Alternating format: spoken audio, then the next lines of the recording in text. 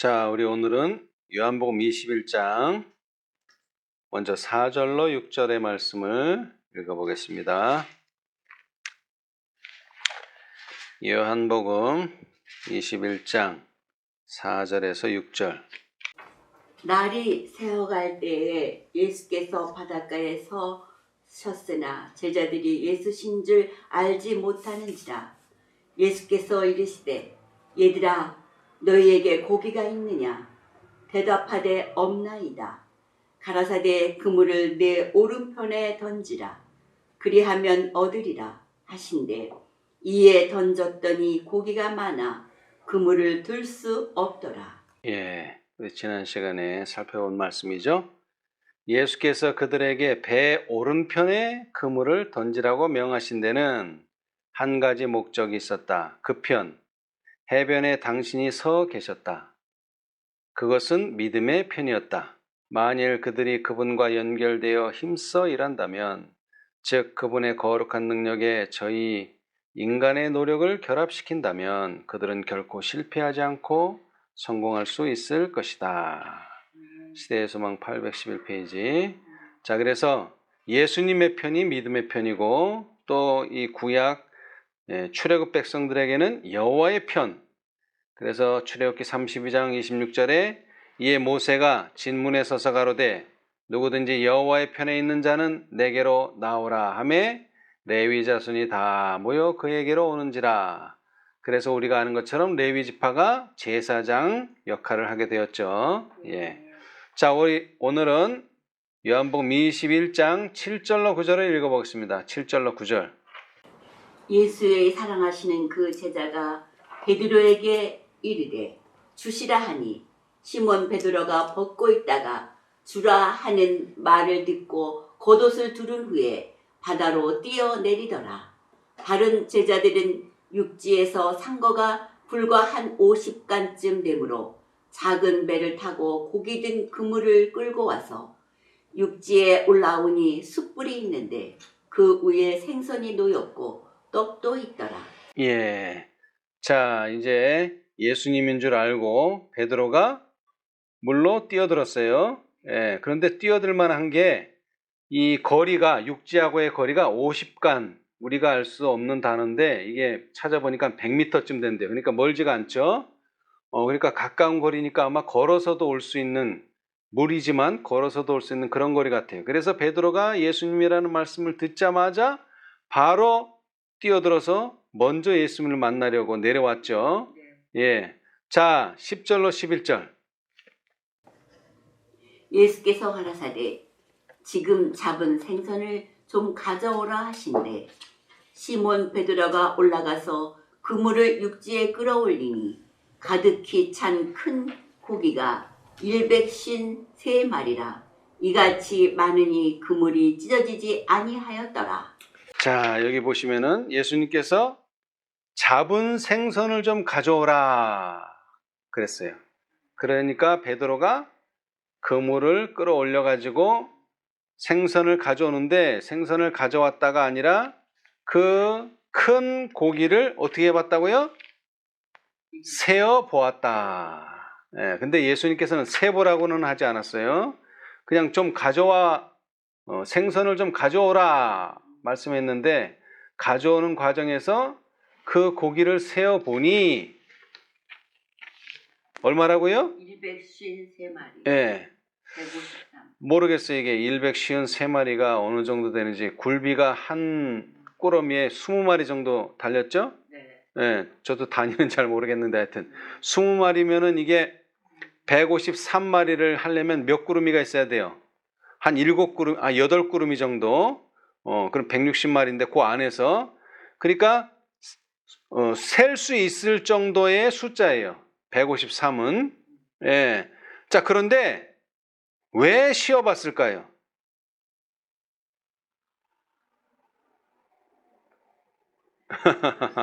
이게 예언의 신에 이래서 세어봤다 이렇게 딱 나왔으면 얼마나 좋아요, 그죠? 근데 안 나와 있어요.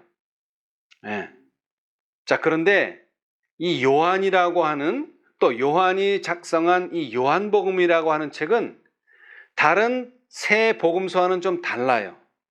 여러 가지가 다른데 그 중에 하나가 요한은 정확하게 시간 순서대로 기록을 했어요. 시간 순서대로. 정확하게. 다른 복음서들은 약간 앞에 올 수도 있고 약간 뒤에 올 수도 있고 자기가 생각하는 게 중요하다 그러면 약간 앞에 올 수도 있고 좀 덜 중요하다 그러면 좀 뒤로 갈 수도 있는데 이 요한은 그런 게 없어요. 정확하게 그러니까 뭐라고 표현해야 될까? 이 요한은 좀 이과에 해당하는 사람이에요. 이과, 문과가 아니라 이과. 예, 정확하게 계산적인 사람이에요. 그래서 아마 이 153마리도 기록한 것 같아요. 다른 데는 없어요. 이 기록 자체도 없고 그 다음에 이 몇 마리 지난번에도 많이 잡았다 그랬잖아요. 처음에도 많이 잡았는데 그때는 그물이 찢어질 정도로 많은데 그때는 큰 물고기가 아니에요. 그러니까 다시 말하자면 쉬려면은 뭐 수백 마리 수천 마리가 되니까 다 일일이 셀 수가 없을 정도인데 이번에는 여기도 말했다시피 큰 물고기예요. 이번에는 큰 물고기. 세기도 좋아. 그리고 많지도 않아 숫자가. 153이라는 것은 그렇게 크게 많은 숫자긴 하지만 세기에 어려운 숫자가 아니야. 그런데 많은 사람들이 이 153에 대해서 과연 왜 153일까의 의문을 가졌어요. 그래서 제가 가끔 얘기하지만 모나미 볼펜에도 뭐가 있어요? 153이. 그 사장님이 기독교인이에요. 그래서 자기가 정말 사업을 해서 그물이 찢어지지는 않지만 아주 풍성하게 성공하기를 바라면서 거기다가 아무도 모르는 기호처럼 153을 새겨 넣은 거예요. 자, 그런데 우리는 이걸 어떻게 해석했죠? 성소하고 관련을 지은 거예요. 이 153이라는 숫자를. 자, 그렇게 된 이유가 있어요. 자, 대쟁투 423페이지. 오늘은 숫자에 대해서 좀 말씀을 드리겠는데, 자, 423. 자, 윌리엄 밀러의 재림 신자들이 여러 번 실망을 당했죠. 그런데 윌리엄 밀러는 그 실망이 왜 실망을 하게 됐는지를 모르고 죽었어요. 일찍 죽었어요. 1850년도 되기 전에 죽었어요. 자, 그런데 선지자께서는 423페이지에 성소 문제는 1844년의 실망의 신비를 해결하는 열쇠가 되었다.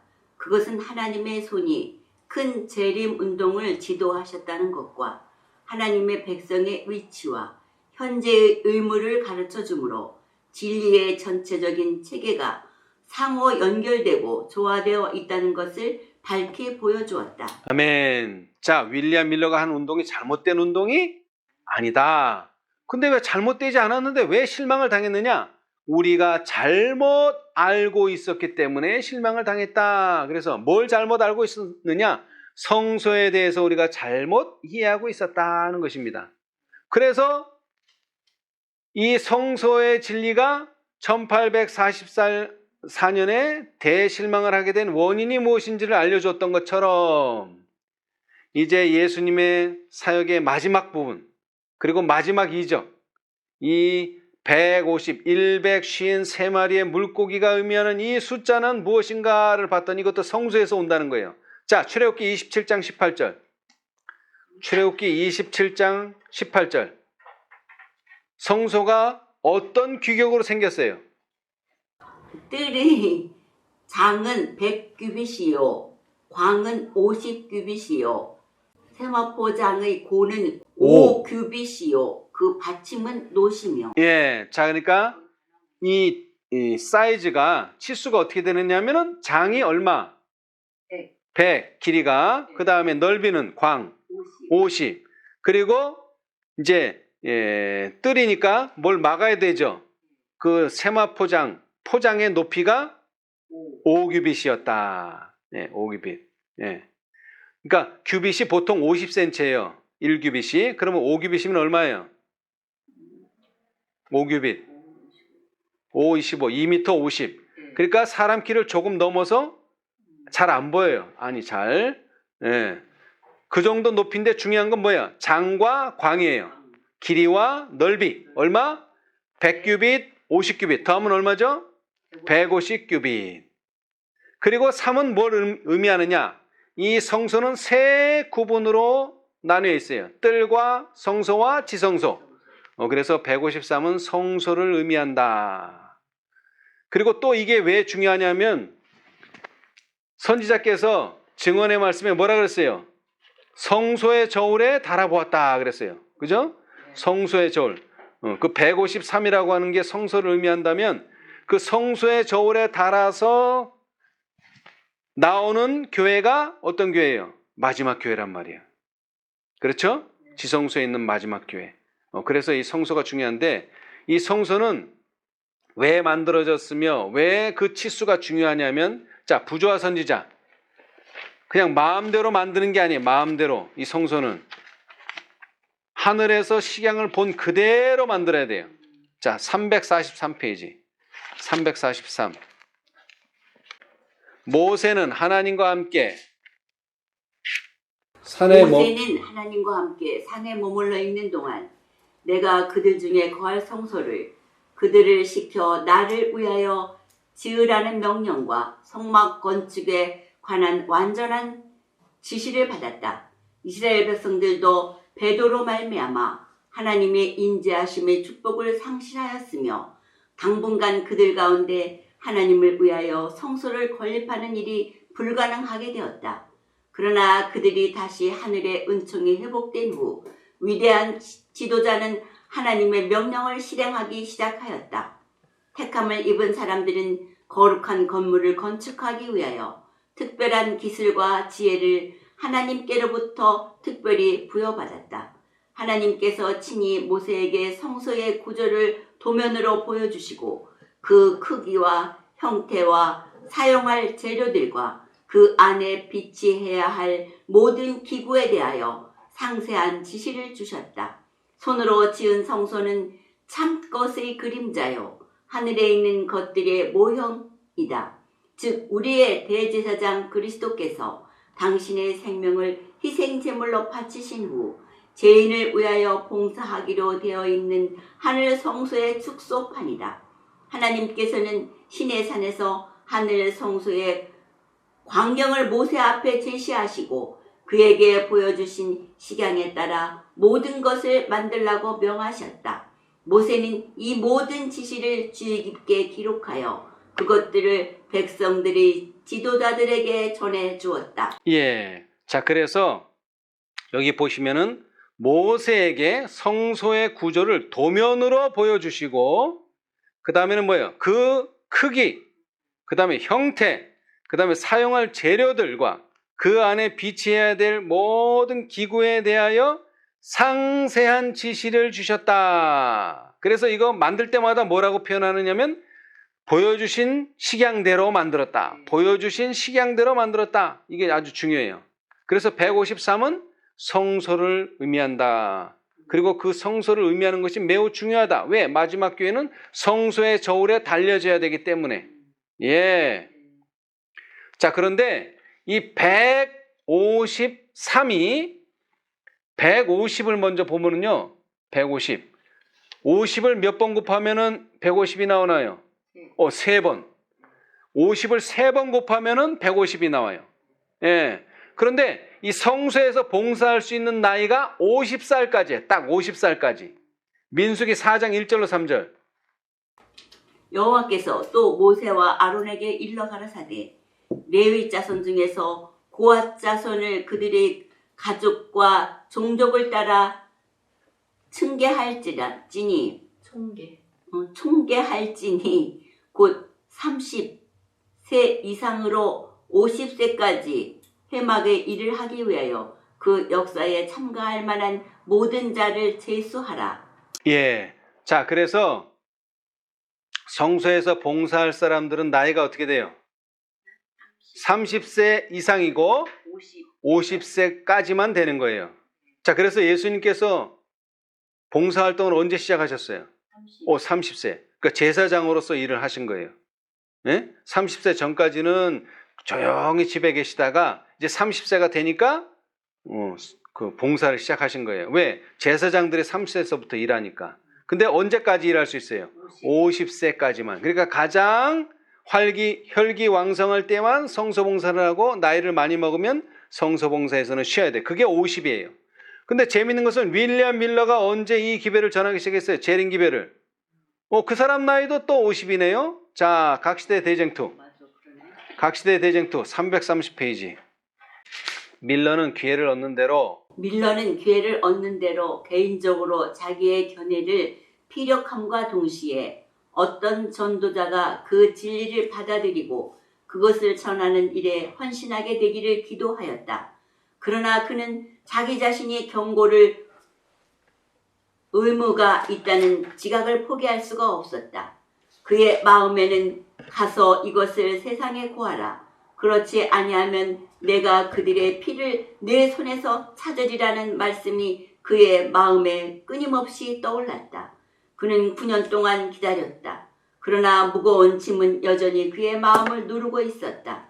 그는 마침내 1831년에 처음으로 공중 앞에서 자기의 믿음의 이유를 증거하게 되었다. 1831년에 증거했는데 그때 나이가 얼마냐? 그 밑에 밀러가 자신의 견해를 일반 사람들에게 발표하기로 결정하게 된 것은 그의 형제들이 권고해서 하나님의 부르심을 들었기 때문이었다. 그는 그 당시에 나이 50세로서 공중 앞에서 강연이나 설교를 해본 경험이 없었으므로 그 사업의 적임자가 아니라는 생각에서 큰 부담을 느꼈다. 그러나 그는 처음부터 큰 축복을 받아 많은 영혼의 구원을 얻게 되었다. 그의 최초의 강연은 큰 종교적 각성을 일으켜 주었으므로 10세 가정에서 2사람을 제외하고 모두 회개하게 되었다. 이 놀라운 역사가 일어났는데 그때 당시에 밀러의 나이가 50세였다. 그래서 이 50이라고 하는 숫자도 중요합니다. 왜냐하면 50을 3번 하면 150이 되기 때문에. 자, 그런데 이것은 우리가 그렇다라고 생각할 수도 있다는 제시였는데 성경에 보니까 정확히 153과 들어맞는 사건이 하나 있더라고요. 153. 자, 선지자와 왕 206페이지. 선지자는 하나님의 명령을 수행하려고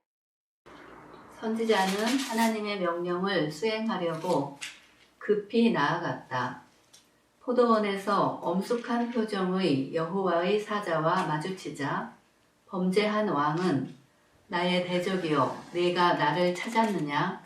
라는 말로 자기의 공포심을 나타냈었다. 여호와의 사자는 주저하지 않고 내가 찾았노라.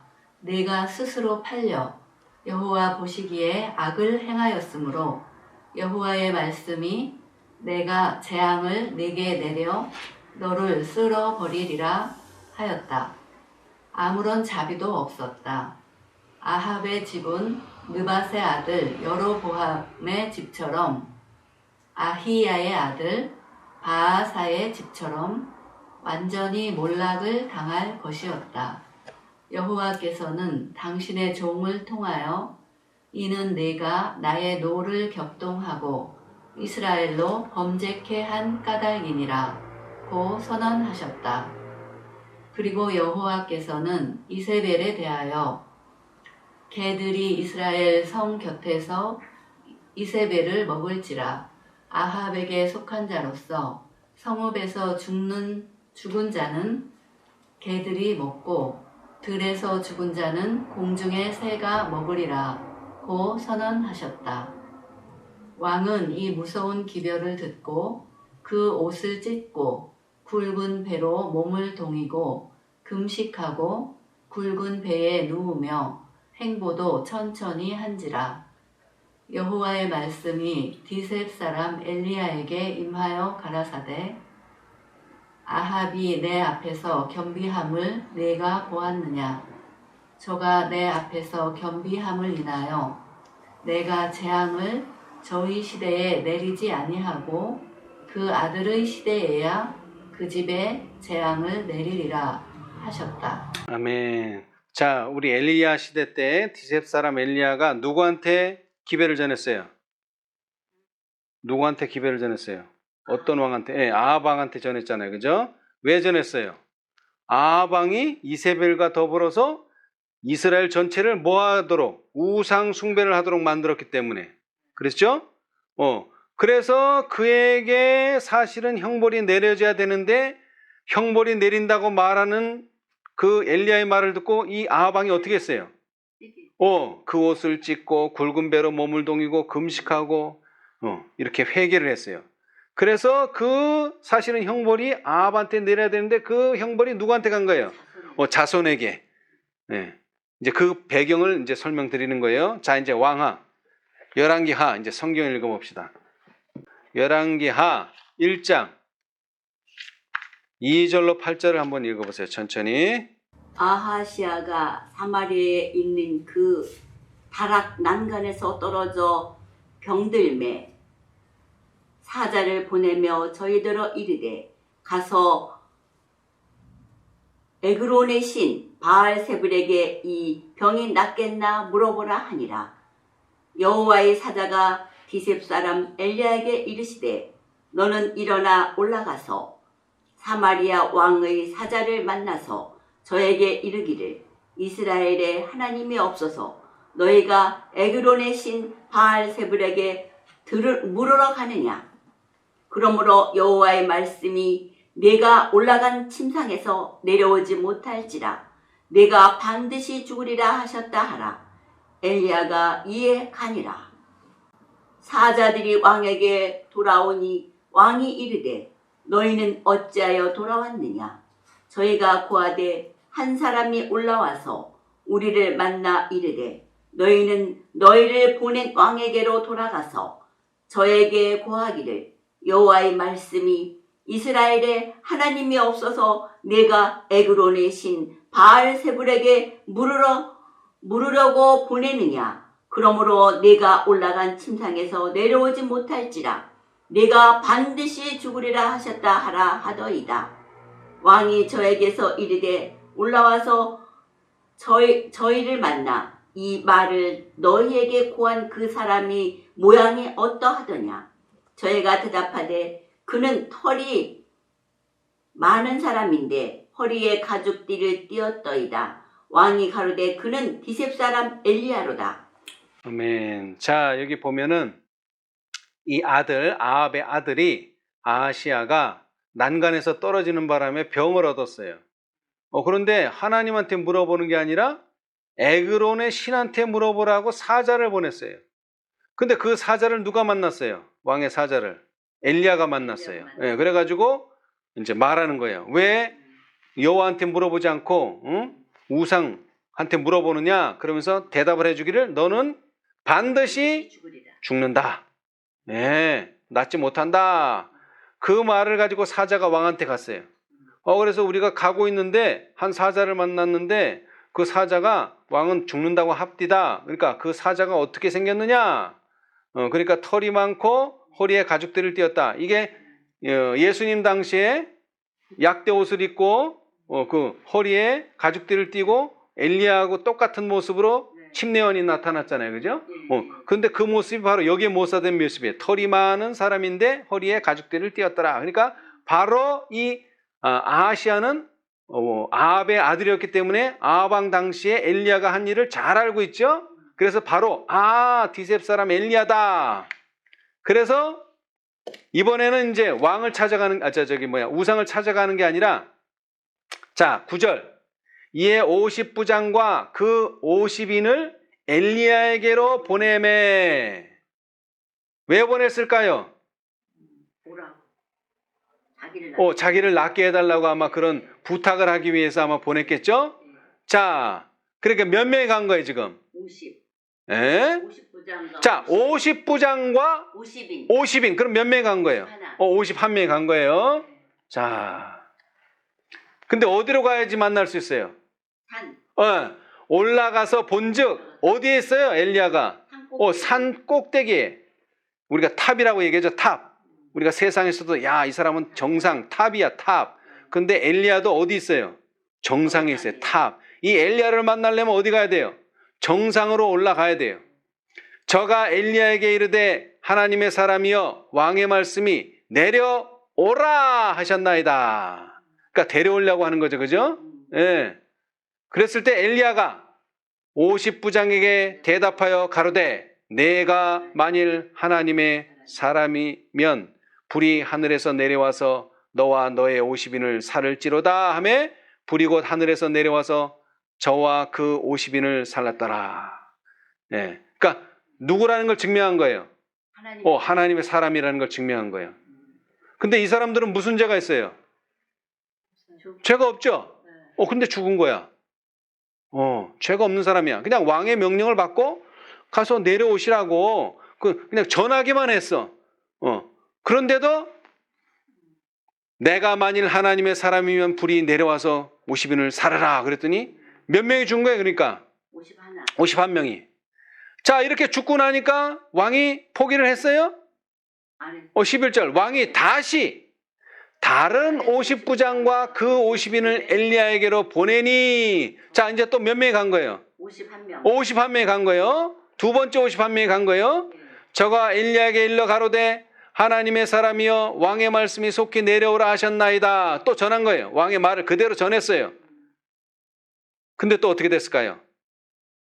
12절 엘리야가 저에게 대답하여 가로되 내가 만일 하나님의 사람이면 불이 하늘에서 내려와서 너와 너의 50인을 살을지로다 하며 하나님의 불이 곧 하늘에서 내려와서 저와 그 50인을 살랐더라. 자, 몇 명이 죽었어요 이제?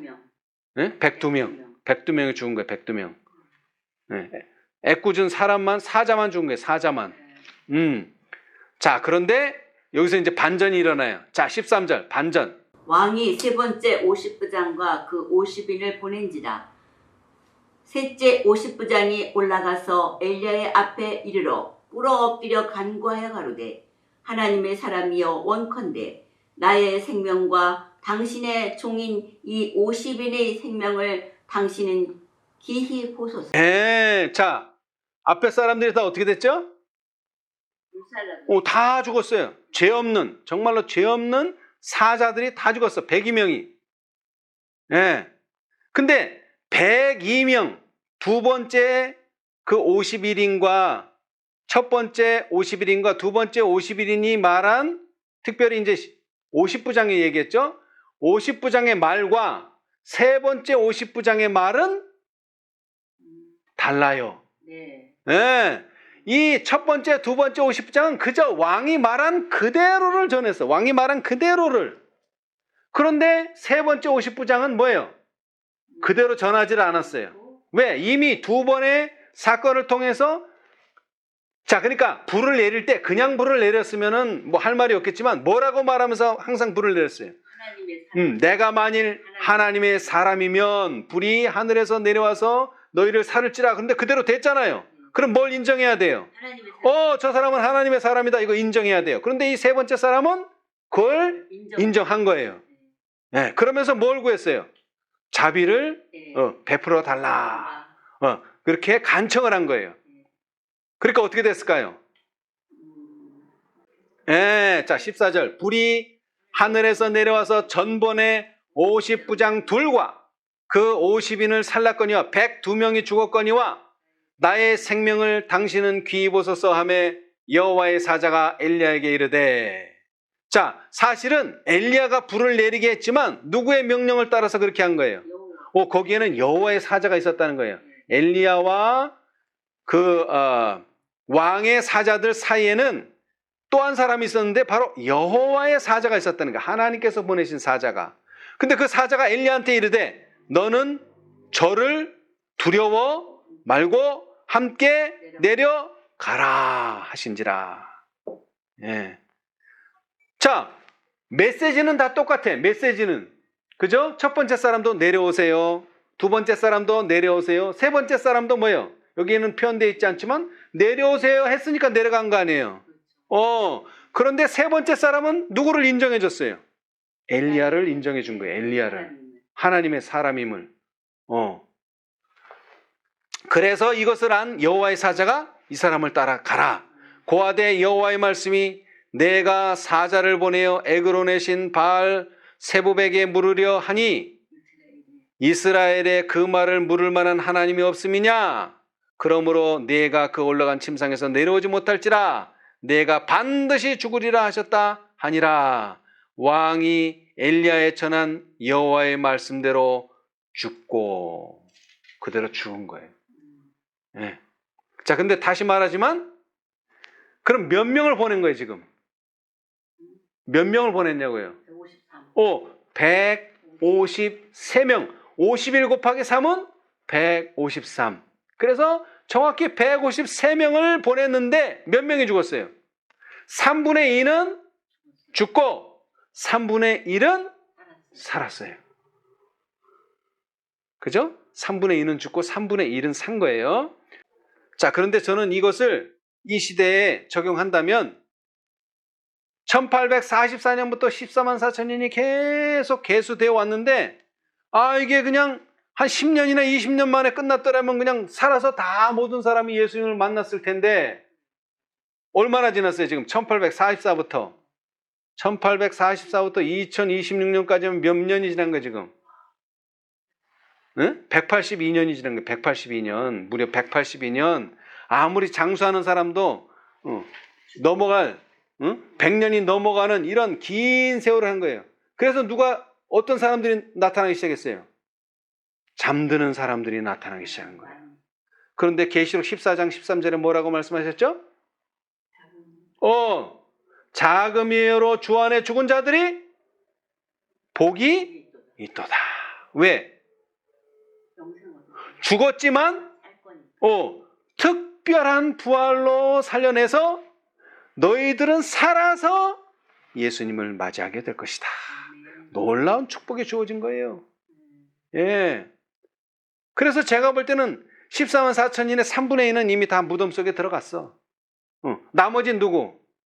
3분의 1만 남았어. 근데 3분의 1은 뭐라고 말해야 돼요?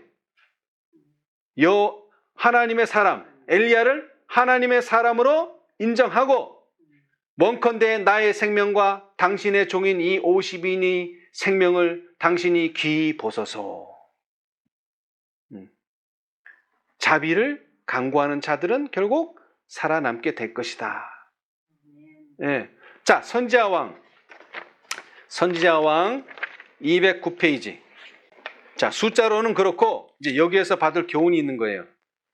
자, 선지자 왕 209페이지.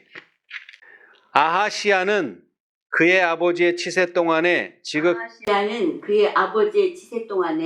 지극히 높으신 하나님의 놀라운 행사를 목격하였다. 그는 하나님께서 당신의 율법의 요구를 파기하는 자들을 다루시는 방법으로 배도한 이스라엘에게 내리신 무서운 형벌의 증거들을 보았었다. 아하시야는 이 무서운 현실이 쓸데없는 우화에 불과한 것처럼 행동하였다. 그는 여호와 앞에 그의 마음을 겸비케 하는 대신 바알을 따르고 마침내 그 위에 이 같은 가장 과감한 불경한 행위를 감행하였다. 반역적이고 회개하기를 싫어하던 아하시야는 엘리야의 전한 여호와의 말씀대로 죽었다. 아하시야 왕의 범죄와 그가 받은 형벌의 역사 속에는 만일 무시한다면 형벌을 피할 수 없는 경고가 담겨져 있다. 오늘날 사람들은 이교의 신들은 섬기지 않을지 모르나 무수한 사람들이 이스라엘의 왕이 행한 것과 똑같이 사당에서 예배하고 있다. 우상 숭배의 정신은 비록 과학과 교육의 영향으로 말미암아 아하시야가 에그론의 신에게 구하던 당시보다 더 세련되고 매혹적인 형태를 취하기는 하였으나 오늘날 세상에 편만해 왔다. 분명한 예언의 말씀에 대한 믿음은 줄어들고 그 대신 미신과 사단의 요술에 많은 사람의 마음이 사로잡히고 있다. 이러한 서글픈 증거가 증거하고 있다. 오늘날에는 이교 예배의 비법이 강신술의 영매와의 은밀한 교제와 화합, 모호한 점과 기적으로 대치되고 있다. 하나님의 말씀이나 그의 성령을 통하여 오는 빛을 거절한 무수한 사람들이 영매가 보여주는 것을 열렬히 받아들이고 있다. 강신술을 믿는 자들이 옛날의 술객들을 조롱할지 모르나 대기만자의 사단은 그들이 다른 형태로 변형된 그의 술책에 복종하는 것을 볼 때에 승리의 미소를 짓는다. 영매에게 묻는다는 생각만 해도 무서워 움츠러들면서도 매우 호감이 가는 형태의 강신술에 끌리는 자들이 많다. 또 어떤 사람들은 크리스찬 사이언스의 가르침과 잡신론과 동방 종교들의 신비설에 미혹을 당한다. 거의 모든 형태의 강신술의 주창자들은 병 고치는 능력을 가졌다고 주장한다. 그들은 이 능력을 전기와 체면술과 소위 교감적 요법 등은 인간의 마음속에 있는 잠재력에서 기인한다고 주장한다.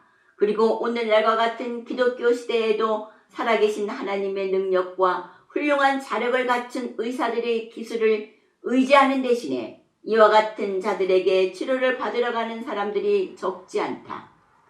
자녀의 병상을 보살피던 어머니는 내가 더 이상 어떻게 할 수 없구나. 우리 아이를 낫게 할 능력을 가진 의사는 없을까 하고 부르짖는다. 그는 어떤 투시력을 가진 사람이나 체면술사가 이룩한 놀라운 치료 효과에 대한 소문을 듣고 자기의 사랑하는 자녀를 그에게 맡긴다.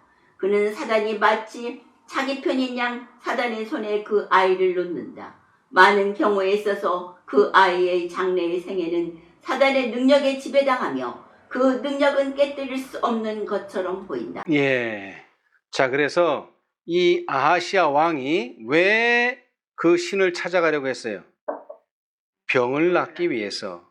그런데 이것이 강신술과 관련이 있다. 증언의 말씀은 강신술과 관련이 있다. 이렇게 표현하셨는데 제가 이 153이라고 하는 숫자를 찾으면서 보니까 마태, 마가, 누가, 요한 이 네 복음서에 나오는 하나님께 축복받은 사람들의 숫자가 정확히 153명이래요. 제가 세보진 않았는데 그러니까 뭐 맞겠죠. 153이라는 거예요. 다시 말하면 이 153은 하나님께 축복받은 사람들이에요. 그런데 이 아하시아 왕은 하나님의 축복을 받을 생각을 않지 않고 이방 신에게서 치유를 받고자 하는 그런 마음으로 신을 찾아갔다는 거죠. 근데 오늘날도 보세요. 기독교계에 어떤 사람들이 있어요? 아니, 무당 찾아가는 게 문제가 아니라 신유의 은사. 어떤 목사님이 신유의 은사, 치유의 은사가 있다고 하면서 막 그냥 막 소리를 지르면서 막 그 암덩어리를 막 이렇게 막 꺼내기도 하고 막 이런 거 있잖아요. 그게 대부분 뭐예요, 이게 다? 강신술이에요. 근데 사람들이 왜 강신술에 넘어가요? 그냥 평범하면 안 넘어가는데 병을 고치려고 하는 것 때문에 넘어가는 거예요. 병을 고치려고 하는 것 때문에. 사실 저희도 신앙을 하게 된 계기가 저는 그렇지 않지만 우리 집안도 순복음교회를 왜 찾아갔느냐? 병 나으려고 찾아갔어요. 병 나으려고. 왜? 병원에서는 못 고친다니까. 그래서 이제 안수받고 병 나으려고. 근데 감사하게도 우리 병은 안 나았어요. 그건 나았으면 큰일 날 뻔했는데 안 나아가지고 우리는 이것은 아니다. 대신 우리는 뭘 얻었어요? 신앙을 얻은 거예요. 신앙을. 예. 자, 그런데 여기서 우리가 봐야 될 게 이게 강신술은 빠지면 안 된다. 이게 아니에요. 이게 아니고 자 211페이지 그 밑에 하나님께서 아하시아의 불경을 보시고 하나님께서 아하시아의 불경을 보시고 불쾌히 여기신 것은 당연한 일이었다. 하나님께서 이스라엘 백성들의 마음을 끌기 위하여 하시지 않으신 것이 무엇이며 그들에게 당신을 신뢰하도록 고치시키지 위하여 행하지 않으신 일이 무엇인가? 오랫동안 하나님께서는 당신의 백성들에게 비할 데 없는 친절과 사랑을 나타내 보이셨다. 태초부터 하나님께서는 인자들을 기뻐하셨음을 보이셨다. 하나님께서는 성실하게 당신을 찾는 모든 자들에게 즉시 도움을 주셨다. 그러나 이제 이스라엘 왕은 하나님을 떠나서 그의 백성의 최대의 원수에게 도움을 요청함으로써 이방인들에게 그가 하늘의 하나님보다 그들의 우상을 더욱 신임한다는 사실을 선포하였다. 동일한 방법으로 오늘날의 남녀들이 그들과 그들의 능력과 지혜의 근원이 되시는 하나님을 떠나 흑암의 권세 잡은 자들에게 도움이나 충고를 구함으로 인하여 하나님께 욕을 돌린다. 하나님께서 아하시아의 행위에 분노하셨다면 더욱 큰 빛을 받고도 동일한 행위를 따르는 자들을 어떻게 생각하시겠는가? 아멘. 이게 이제 중요한 내용이에요. 자, 이 강신술이 문제가 아니라 하나님보다, 하늘의 하나님보다 그들의 우상을 더욱 신임한다는 사실을 보여준다면 하나님께서 얼마나 분노하시겠는가. 자, 우리 천주교와 개신교를 봅시다. 자, 각시대 대쟁투 571페이지. 각시대 대쟁투 571페이지. 사실은 천주교에서 개신교회가 왜 나왔어요? 개신교회가 왜 나왔어요? 천주교에서. 네. 진리를 따라서 천주교회가 진리를 따르지 않기 때문에 진리를 따라서 개신교회가 나왔잖아요. 근데 지금 현재 형편이 어때요? 차이가 없어, 차이가. 자, 571페이지. 천주교가 개신교와 옛날처럼 그렇게 큰 차이가 없다고 오늘날 개신교 국가들이 주장하는 바는 이유가 없는 말이 아니다. 스스로 말하는 거예요. 개신교 국가들이 야, 우리는 천주교하고 이제 차이가 없어. 그게 정상이 아니란 얘기예요. 지금 정상이 아니에요. 자, 이 어떤 변화가 있었다. 그러나 그 변화는 법왕교에서 일어난 변화가 아니다. 그러니까 법왕교가 변화가 없는데 개신교회하고 천주교회하고 차이가 없다는 건 뭐예요? 개신교회가 법왕교회처럼 떨어졌다는 얘기예요. 개신교가 종교개혁 시대 이래 크게 타락하였기 때문에 천주교는 오늘날 개신교와 매우 비슷해진 것이 사실이다. 네. 이렇게 돼야 되는 겁니까? 되어서는 안 되는 겁니까? 되어서는 당연히 안 되는 거죠. 네. 자, 그래서 382페이지. 382페이지. 각시대 대쟁투. 요한계시록 1장에 여자. 여러분, 요한계시록 17장에 다 뭐 말하나요? 바벨론에 대해서 말하는 거예요. 17장 전체가. 근데 이 요한계시록 17장의 여자 해놓고 괄호 바벨론은 다음과 같이 묘사되어 있다 그랬어요. 그 여자는 자줏빛과 붉은빛 옷을 입고 금과 보석과 진주로 꾸미고 손에 금잔을 가졌는데 이거 얼마나 화려해요. 그죠? 가증한 물건과 그의 음행에 더러운 것들이 가득하더라. 이게 무슨 뜻이에요? 세상적으로는 부귀영화예요. 세상적으로는. 예? 근데 영적으로는 가증한 물건과 그의 음행에 더러운 것들이 가득하더라. 자, 그 다음에 그의 이마에 이름이 기록되었으니 뭐라고 기록되었어요? 비밀이라고 기록되어 있고 또 뭐라고? 큰 바벨론이라. 이렇게 기록되어 있는 거예요. 예? 뭐라고 기록되어 있다고요? 비밀이라. 큰 바벨론이라. 땅의 음녀들과 가증한 것들의 어미라고 기록이 되어 있다는 거예요. 사실은 기록되어 있는 게 아니라 우리가 그렇다는 것을 보는 거예요. 사실은. 그렇죠? 예. 근데 왜 그래요? 왜 큰 바벨론이고 땅의 음녀들의 가증한 것들의 어미가 뭐예요? 원조라는 거야. 원조. 좋은 걸로 원조해야 되는데 이거는 나쁜 걸로 원조야. 어디가 원조야? 아직은 안 나왔어. 자, 그 다음 계속 읽어볼게요. 선지자는 또 내가 보매 이 여자가 성도들의 피와 예수의 증인들의 피에 취한지라고 말한다. 또한 바벨론은 땅의 임금들을 다스리는 큰 성이라고 선포되어 있다. 그리스도 교국의 모든 왕들에 대하여 여러 세기 동안 전제적 세력을 휘둘러 온 세력은 뭐다? 로마이다. 그 자줏빛과 붉은빛이며 금과 보석과 진주는 거만한 로마 법왕에 의하여 취해진 존귀와 일반 임금들보다 뛰어난 위세를 여실히 묘사해 준다. 그러니까 결국 뭐라는 거예요? 이 비밀, 큰 바벨론, 땅의 음녀들과 가증한 것들의 어미가 누구라는 거예요? 로마 법왕, 로마 천주교라는 얘기예요. 또한 성도들의 피해 치엔지라고 기록되어 있는데 그리스도교를 매우 잔혹하게 박해한 로마교 이외에는 그런 세력으로 인정받을 만한 세력이 없다. 바벨론은 또한 땅의 임금들로 더불어 불법적 관계를 맺는 데 대하여 비난을 받고 있다. 일찍이 유대교는 주님을 떠나 이교도로 더불어 동맹을 맺음으로 음녀가 되었는데 로마교도 그와 마찬가지로 세속적 권력의 지지를 받기 위하여 스스로 타락함으로 그와 동일한 죄의 선고를 받게 된 것이다. 자, 이제 그 다음에 중요해요. 바벨론은 음녀들의 뭐라고 불리고 있다? 어미라고 불리고 있다. 그러면 그 음녀의 딸들은 누군가?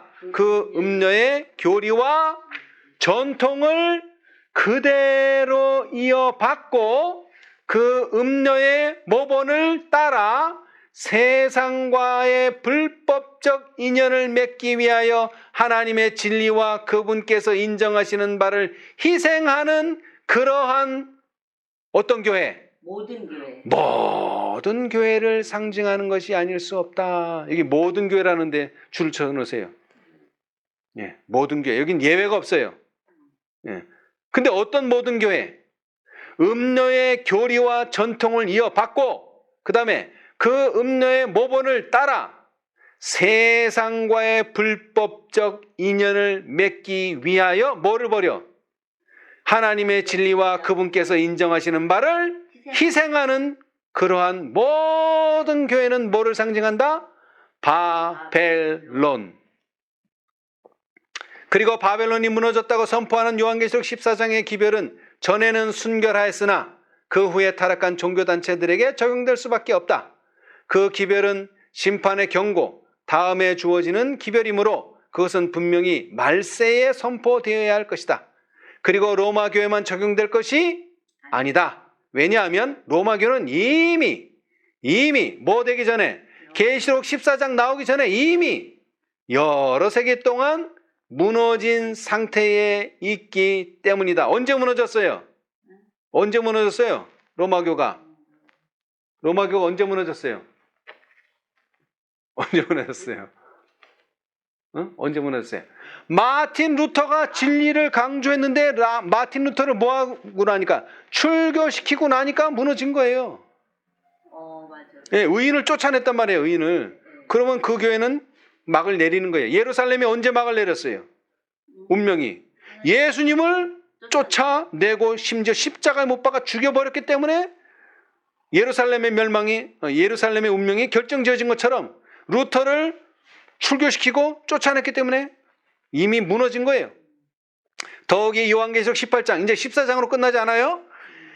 더욱이 요한계시록 18장에서 하나님의 백성들은 바벨론에서 나오라는 호소를 듣고 있다. 이 성경절에 의하면 많은 하나님의 백성들이 바벨론 가운데 있는 것이 분명하다. 그러면 오늘날 그리스도를 따르는 자들의 대부분이 어떠한 종교단체에 속해 있는가? 의심할 여지 없이 그들은 개신교의 신앙을 가진 여러 종류의 교회에 속하여 있다. 그 교회들이 일어나던 당시에는 그들이 하나님과 진리를 위하여 고상한 기초 위에 서서 하나님의 축복을 받고 있었다. 그러므로 믿지 않는 세상 사람들까지도 복음의 원칙을 받아들임으로 얻는 은혜로운 결과에 대하여 시인하지 않을 수 없었다. 선지자는 이스라엘에 대하여 내 화려함을 인하여 내 명성이 이방 중에 퍼졌음은 내가 내게 입힌 영화로 내 화려함이 온전함이니라. 나 주 여호와의 말이니라 고 말하였다. 그러나 그들은 이스라엘을 저주와 멸망으로 인도한 그 욕망, 그 불경건한 자들의 습관을 본받고 그들과 사귀고자 한 그 욕망 때문에 못했다? 무너졌다. 그것에 대하여 그러나 내가 내 화려함을 믿고 내 명성을 인하여 뭐하되? 행음하되 라고 기록되어 있다. 예. 그래서 뭐라고요? 경건의 모양은 있으나 경건의 능력은 부인하는 자니 이 같은 자들에게서 뭐하라? 돌아서라. 이게 계시록 18장 4절이에요. 그렇죠? 예. 자, 그런데 오늘날 개신교회도 이미 타락했어요. 계시록 14장에서 이미 타락했어요. 그리고 그 이후로 세워진 교회들도 언제? 계시록 18장 천사회에서 그들의 타락상이 보여질 거예요. 그렇죠? 예. 근데 여기는 예외가 없어요. 어떤 교회든지 음료의 교리와 전통을 그대로 이어받고 그 음료의 모본을 따라 세상과의 불법적 인연을 맺기 위하여 뭐를 버리는 거예요? 하나님의 진리와 그분께서 인정하시는 바를 희생한다면 그 어떤 교회도 바벨론이 될 수밖에 없다.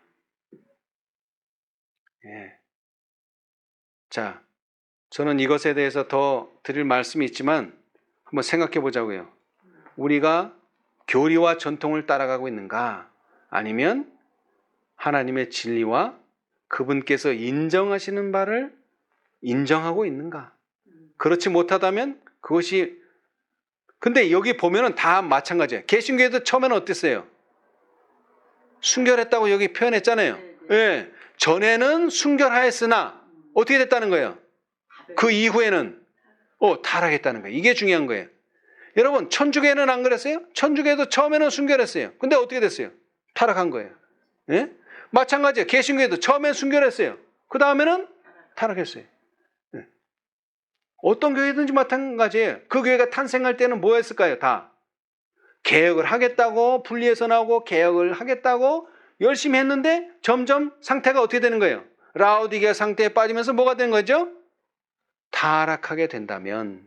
근데 그 타락이 뭐 술 먹고 담배 피고 이런 타락이 아니에요. 여기서 말하는 건. 다시 말하지만 하나님의 진리와 그분께서 인정하시는 바를 희생하는 그러한 모든 교회를 바벨론이 상징한다.